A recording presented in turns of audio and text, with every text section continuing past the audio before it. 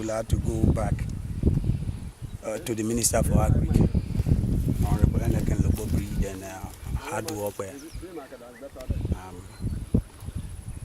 who was all the encouragement, I had opportunity to discuss with hard work sometime December last year, and the man was insisting on partnership on this rice farm, and the whole advice was like, you can use what you have to get what you want.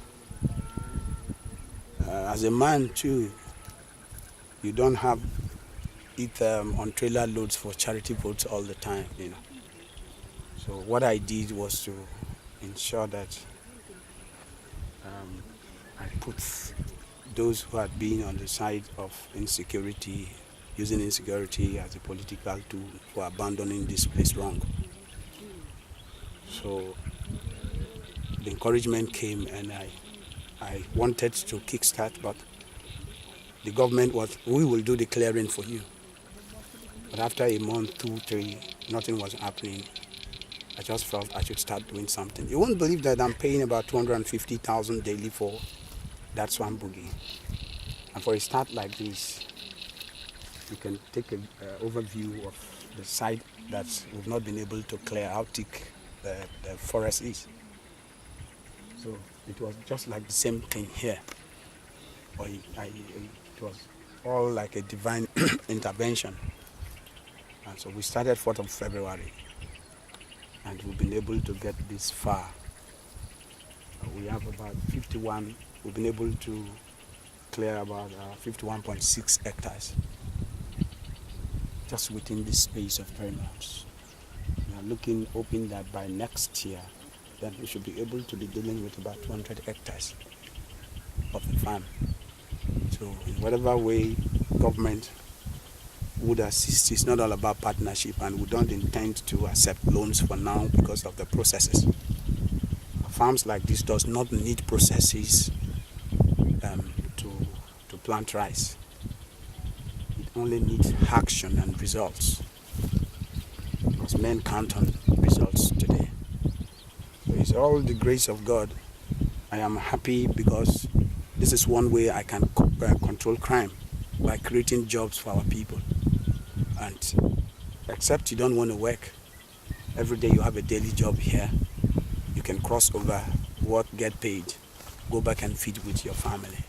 I'm happy that we've been able to achieve this. The community is impressed, my people are impressed. So it's all left for what government think they can do. Yes. Because the land is large enough, about 800 and something thousand hectares. Great. As we're being told, and as it is in the map. So this alone can feed the entire West Africa. Great. Great. You mean this entire 800 and something you are talking about was donated by your community? Freely, without any charge. And when you now came back to site with this initiative, everywhere was like those grown-up trees we are seeing over there? Even worse than this. Especially the waterfront was worse than this. And you need the support of God, because imagine you are coming to go into walk in this kind of thick forest where you have all kind of reptiles, and you need a special encouragement from God. And I think it was all a divine intervention that we can do something. Even when the people were frightened somehow. I work very hard. I'm a man, and I always want to do better or smarter, harder than every other human being. And that is why you could see something like this put on ground within just a space of 2-3 months. Even with government, it is not possible. Because I know that this place was more like a conduit pipe in the past. Government has not been able to put even up to 10 polder plots, plant 10 polder plots in the past. What they do was to share this, use government equipment to do the clearing, then divide them to themselves.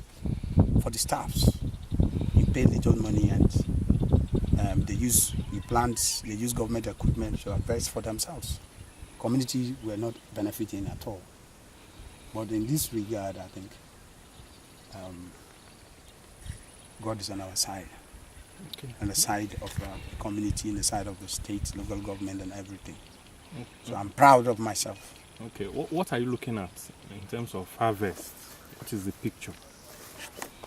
I'm looking at each of these could produce. This is 60 meters by 120, 60 by 120 meters each plot. So I'm looking at we have 22 at the second phase. The first phase we have 9, which is about 130. The first phase plots each is about 130 by 65 meters each. This one is about 60 meter by 20. 120 by 60 meters for second phase. We are looking at least 30 to 35 bags after milling, and we have 22 here. So should be looking at having thousands of bags at the end of the milling. So that alone at least will Can impress feed. our minds that Bayelsa has a local product from a community called Peremabiri that could feed our people. Yes, the boss. Yeah, challenges. Yes, challenges. I get threats. A lot of challenges. I don't know.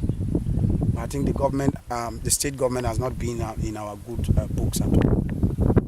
In our good books at all. Are they threatening you? Yeah, I got threats every day because of maybe past reports of using insecurity as the political tool for abandoning this farm, and they make stories of all kinds, fabricate stories of all kinds.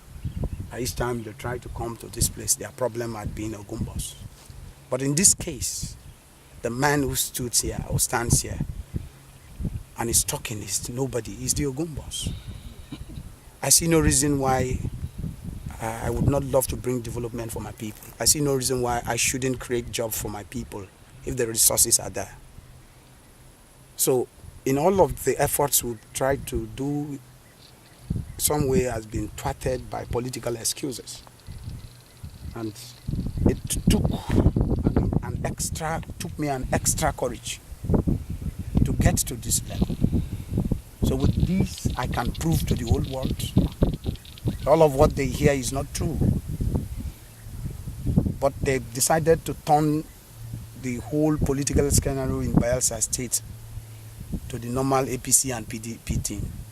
If I was a member of PDP, then I know by now the governor would have visited this place more than twice. But because I am APC,